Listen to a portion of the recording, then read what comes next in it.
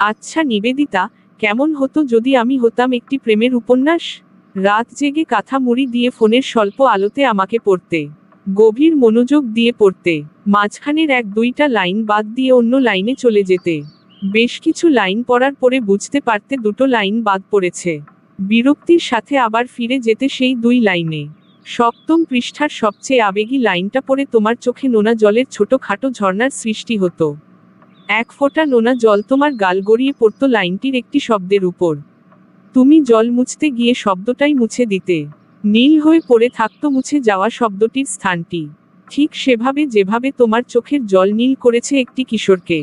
২৬তম পৃষ্ঠায় রয়েছে উপন্যাসটির সবচেয়ে সুন্দর লাইনটি।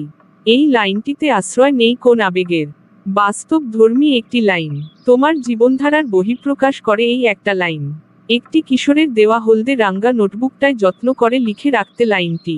প্রত্যেকটি লাইন তুমি আঙ্গুল দিয়ে ছুঁয়ে ছুঁয়ে পড়তে। আমি অনুভব করতাম তোমার উষ্ণ স্পর্শ। ভালোই হতো যদি হতাম একটি উপন্যাস।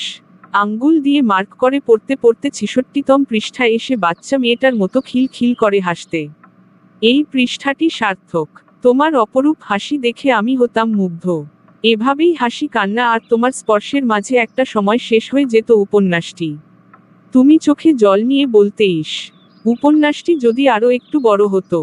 বইটি তুমি অবহেলায় এক কোণে রেখে ঘুমিয়ে যেতে। ঠিক ৭ দিন পরে বইটিকে গ্রাস করত শহরের যত ধুলাবালি। নীল স্থানের শব্দটি তেমনই রয়ে যাবে, যেমন রয়ে গেছে সেই কিশোর ছেলেটি।